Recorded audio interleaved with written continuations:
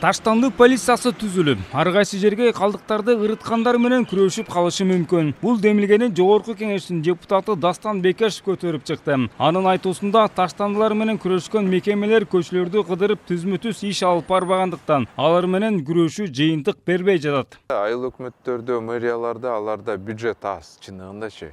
Бюджет аз, аларда мындай алар көп штатка мындай кызматкерлерди ала алышпайт да.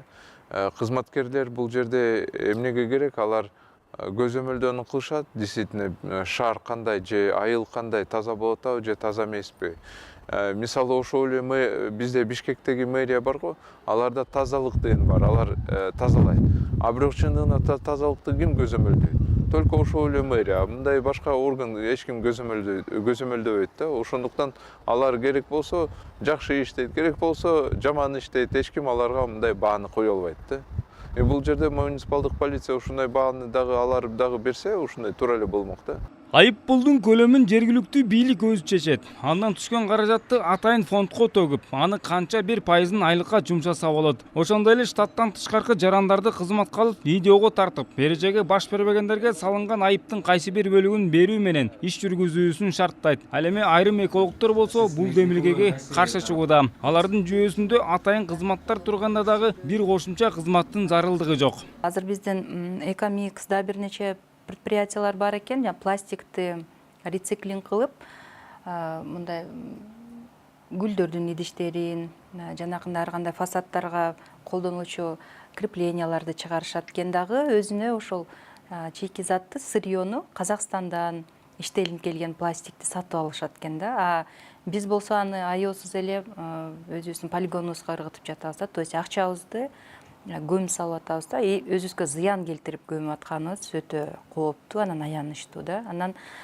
эми жаңы служба түзүп отуруп, ошончо кетирген каражаттан көрө азыркы иштеп аткан службалардын эле уюштуруусун модернизация кылса пайдалуураак болот го деп ойлойбуз да.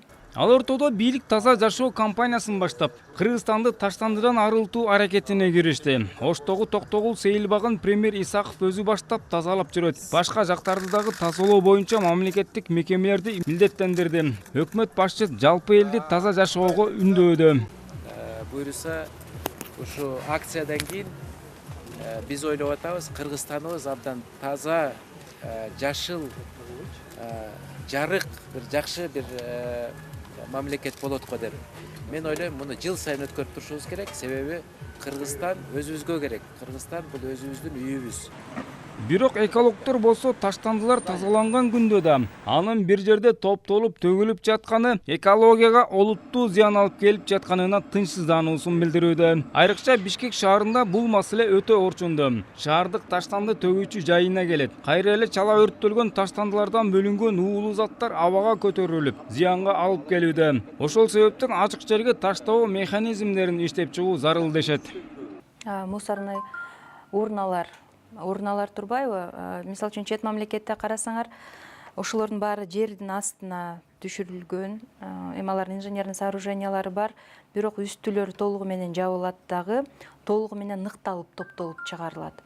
Биздики болсо жердин үстүндө турат, жер аянтчаларыбызды кирдеткенден сырткары дагы ачык шамалда турат, ысык суукка дуушар болот дагы, анан толугу менен ныкталбай эле жарым-жартылай менен эле ташыла берет да. То есть ал дагы бир мындай ойлончу маселелер көп го бул жерде.